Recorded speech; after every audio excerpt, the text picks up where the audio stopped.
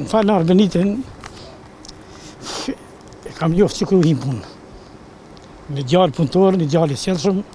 Kështu e kujton Gjevdet Jashari, punëtorin e Korporatës Energjetike të Kosovës Arbenit Ahmeti, i cili humbi jetën tragjikisht në vendin e tij të punës të Ejtën pasi ra në kontakt me tensionin elektrik. Kryetari i sindikatës së re të Kekut ngresh shqetësimin për sigurinë në punë dhe mungesën e pajisjeve mbrojtëse, të cilat sipas tij në shumicën e rasteve nuk sigurohen me kohë. Ne si sindikatë shpeshherë kemi ngritur alarmin dhe kemi ngritur shqetësimin për pajisjet mbrojtëse në punë, për pajisjet që punojnë punëtorët. Her pas here na vinë pajisjet mbrojtëse, në herë vinë kpucet, mande vinë rrobat, ma vinë dorezat, në pikë dverës vinë dorezat e dimnit, dorezat e dimnit, kurse dimnit vinë dverës. Për këtë situatë, Jashari fajson menaxhmentin dhe qeverinë, të cilët i kritikon se reagojnë vetëm pasi ndodhin fatkeqësitë. Dhe menaxhmenti, bordi, qeveria, sikur janë të prirur më mirë vetëm pasi të ndodhë rasti me pasojat. Jashari ngrit shqetësimin edhe për ndryshimin e pozitave të punëtorëve në këtë korporat pa përgatitje adekuate.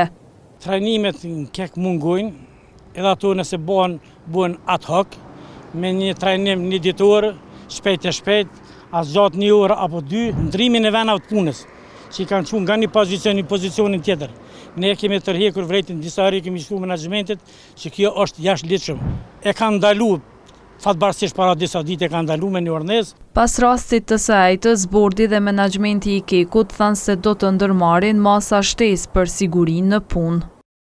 Në këtë drejtim, Kek SHPA do të formojë një task force për sigurinë industriale dhe shëndetin në punë, në përmbajtjen e së cilës do të përfshihen edhe ekspertë të jashtëm të fushës. Task forca do të ketë për detyrë të bëjë një rishkim të plotë të protokolleve, procedurave, standardeve dhe mekanizmave ekzistues që lidhen me sigurinë dhe shëndetin në punë, me qëllim identifikimin e çdo mangësie dhe marrjen e masave konkrete për përmirësimin e tyre.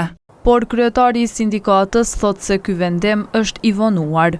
Kjo është një vonesë, domethënë kjo trajtohet pas disa aksidente të mirën veprime. Edhe për këto ne kemi bërë kërkesë dhe ankesë. Kemi kërkuar që siguria në punë të jetë e pavarur ndaj Kekut, të paguhet pe Keku, por të mos jap llogari Kekut. Prokuroria themelore në Prishtinë ka ndaluar për 48 orë një person me inicialet APK në ndyshimin për rrezikim të sigurisë në vendin e punës, lidhur me vdekjen e 32 vjeçarit Arbenit Ahmeti, punëtor i Kekut. Sipas hetimeve fillestare, aksidenti ndodhi gjatë transportimit dhe zhvendosjes së kabullove 6 kW, ku viktima dyshohet se ra në kontakt me tensionin elektrik. Vetëm gjatë kësaj periudhe të vitit 2026, 4 punëtorë të Kekut kanë humbur jetën si pasojë e aksidenteve në vendin e punës.